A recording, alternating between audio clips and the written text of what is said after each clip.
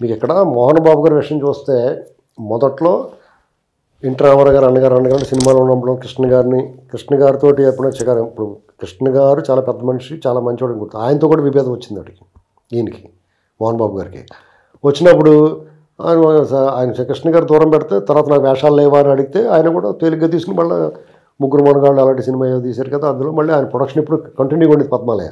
అలాగా ఎప్పుడు కూడా ఆయన అందరితోటి మోహన్ బాబు గారు పైకి రావడానికి ఎక్కడ వేసి మధ్యలో అక్కడ వేసుకుంటే ఎవరిని పోగడాలి వాళ్ళని పోగొడతా, ఈ లోకుగా ఉన్న వాళ్ళు తిడతా కొడతా ఒక రౌడీ కింద పేరు తెచ్చుకున్నాడు ఆయన. ఓ రకంగానే పెద్ద పొగరు, ఈయనకి దురుసుగా ఉంటాడు, డిసిప్లిన్ ఎక్కువ.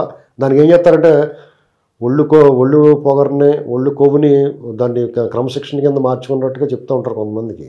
ఆ నోటు దురుసు ఎందుకు మాట్లాడాలి? నోటు దురుసు ఎవరిలోకో నీకు ఏంటండి, ఎవరి స్టూడెంట్ వాళ్ళు మాట్లాడతారా అంటే ఊరుకున్నారు. ఆ సినిమాల్లో అవకాశం కోసం చూసేవాళ్ళు ఎంతకెళ్తోటి పెంట ఎందుకురా బాబు అని చెప్పేసి నోరు పూసి కూరుకుంటే అది లోకుగా తీసుకుని వాళ్ళు స్టూడెంట్ మాట్లాడుతూ ఉంటారు. తదనంతరం రామారావు గారు రాజకీయాల్లో రావడం, ఆయన ముఖ్యమంత్రి రావడం, ఆయన మా అన్నగారు అంటే ఆయన పట్టుకుని ఉన్నాడు. తర్వాత రామారావు గారి తర్వాత చంద్రబాబు గారిని పట్టుకున్నాడు. చంద్రబాబు గారు ఒక విషయంలో దూరం పెట్టాడు ఈ వ్యక్తిని. చంద్రబాబు గారు ఎప్పుడు కూడా ఎంత పెద్ద మనిషి మీకు చెప్తాను వినండి. ఆయనకి ఇప్పుడు ఇక్కడ కులాల గురించి మాట్లాడతారు కదా, మోహన్ బాబు చంద్రబాబు గారు సామాజిక వర్గం కదా. అక్కడ శంకర్ రెడ్డి అని తిరుపతిలో ఒక ఆయన ఉన్నాడు. ఆయన రియల్ ఎస్టేట్ వ్యాపారం చేస్తే మోహన్ బాబు గారు తెలుగుదేశం పార్టీకి సంబంధించి చంద్రబాబు నాయుడు గారికి స్నేహితుడు ఆయన బాగానే. ఆయనకి మోహన్ బాబు గారికి రియల్ ఎస్టేట్కి సంబంధించి ఏదైనా వివాదం వస్తే వెంకటేశ్వర యూనివర్సిటీలో పిలిపించి ఎరగొట్టేశారు మోహన్ బాబు గారు వాళ్ళని కలెక్టర్ గారు షూటింగ్ టైంలో. అంతకుముందు ఏంటండి ఎవరో ఆ దాడి చేసిన ఆ సమయంలో ఎవరెవరు ఉన్నారో మోహన్ బాబు గారు, ఆయన బావమరిది వెంకటాద్రి నాయుడు, శ్రీహరి చనిపోయిన శ్రీహరి గారు, ఇంకా ఆయన కూడా సినిమాలు ఎంత జుట్లు వేసుకుంటారు రౌడీ వాళ్ళు ఉండేవారు అప్పట్లో. వాళ్ళందరూ ఉండి ఎరగొట్టేశారు శంకర్రెడ్డిని పాపం. వాళ్ళిద్దరి మధ్య జరిగింది. శంకర్రెడ్డి ఏం తప్పులేదు.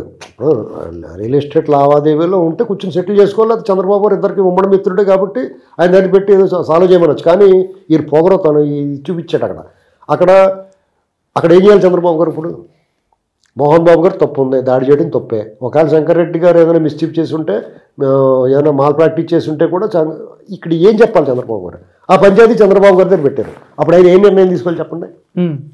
ఇద్దరు వాళ్ళు కావాల్సిన వాళ్ళే. ఇక్కడ దాడి చేయడం తప్పే కదా. ఒక వ్యక్తిని మున్సిపల్ చైర్మన్ అది చేసిన వ్యక్తిని దాడి చేయడం తప్పు కదా. అప్పుడు డెఫినెట్గా చంద్రబాబు గారు మోహన్ బాబు గారు మందలించాడు.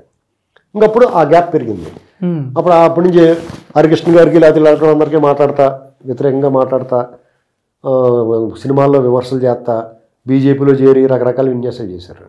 ఇక చంద్రబాబు గారు ప్రభ వెలుగుతున్నప్పుడు ఇవన్నీ కొడిగట్టిపోయిన దీపాలన్నీ తిరిగి మళ్ళీ చంద్రబాబు గారు మళ్ళీ అధికారంలో 2009లో వచ్చిన తర్వాత దూరంగా ఉన్నా, దగ్గరగా ఉన్నా, 2014 తర్వాత మళ్ళీ కొంచెం దగ్గర అయినట్టున్నాడు. నోట్ల నుంచి దూరంలో వచ్చినా పోలేడు స్టేజ్ మీద. కానీ లోపల రగులుతూనే ఉంది. చంద్రబాబు గారు ఇప్పుడు ఒకసారి దూరం పెట్టాడంటే ఇంకంతే. అటువంటి వ్యక్తిని, నోటు దురుసున్న వ్యక్తుల్ని, వాళ్ళ పార్టీకి కానీ ఆయనకి కానీ చెడ్డ పేరు వస్తుంది అనుకున్న వాళ్ళని ఆ తలుపులు తీయడాను. తలుపులు తాళం వేసేసి తాళం గరేసేస్తాడు. మళ్ళీ తాళం చేతిలో ఉంటే తీయాల్సి వస్తుందేమని.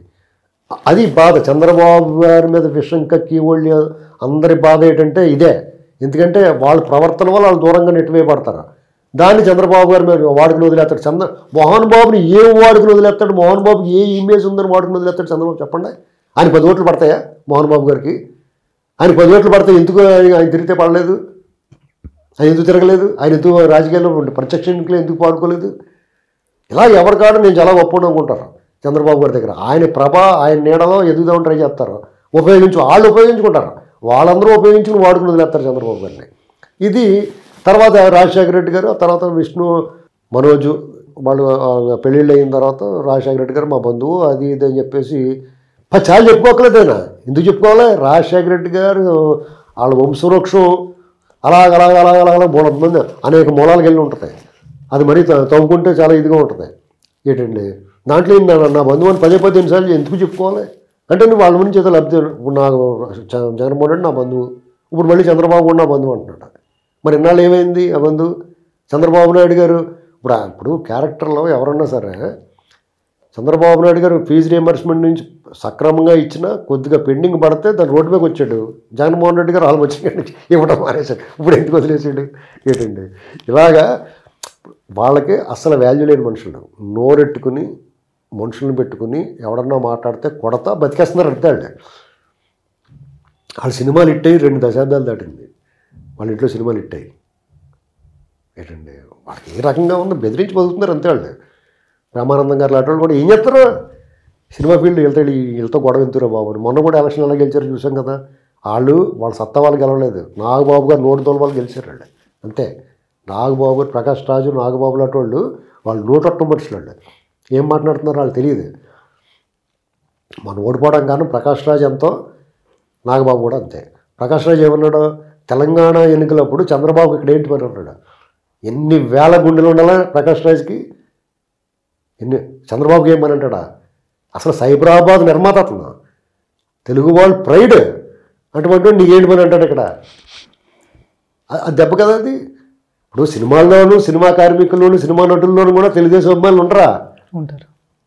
వాళ్ళందరూ నేను పని చూస్తాం అనుకుంటారు కదా. అంతే కదా సార్. నాగబాబు, ఈయన కోట శ్రీనివాసరావు గారిని మనం అలా మాట్లాడచ్చా, అంత సీనియర్ నటుడిని. ఇలాంటివి దెబ్బ కొడతాయి. లేదా మంచు విష్ణు, అతను చాలా గొప్పవాడు. మంచు విష్ణు చాలా బాగా పరిపాలన దక్షుడు, మాను చాలా బాగా చూస్తాడని ఎవరు ఓటేయలేదు అక్కడ. వాళ్ళు ఓడిపోయారు, వీళ్ళు ఓడించలేదు, వాళ్ళు ఓడిపోయారు. అంచేత వాళ్ళు మీరు చాలా గొప్ప అనుకుని మోహన్ బాబు గారు. ఇప్పుడు నేను ప్రత్యక్ష రాజకీయాలకు వదిలేస్తున్నాను. నువ్వు ఎక్కడున్నావు ప్రత్యక్ష రాజకీయాల్లో వదిలేస్తానుగా. ఇప్పుడు నాకు పదవి లేకుండా నేను రాజీనామా చేస్తానంటే అంత హాస్యాస్పదంగా ఉంటుంది. నువ్వు ఎక్కడన్నా ఒక పంచాయతీ ప్రెసిడెంట్ కింద పోటీ చేసావా, ఒక ఎమ్మెల్యే కింద పోటీ చేసావా, ఒక ఎంపీ కింద పోటీ చేసావా, లేకపోతే రేపో మాపో పోటీ చేద్దాం అనుకుంటున్నావా, ఏదైనా రాజకీయ పార్టీలో క్రియాశీలకంగా ఉన్నావా? ఏమీ లేకుండా నేను ప్రత్యక్ష రాజకీయాల నుంచి తప్పుకున్నానంటే ఎదురుగుండా నవ్వరుగానే అందరూ కూడా వెనక్కి తిరిగి బళ్ళు నవ్వుకుంటారా. ఇలాంటి వాళ్ళందరూ జగన్మోహన్ రెడ్డి గారు పక్కన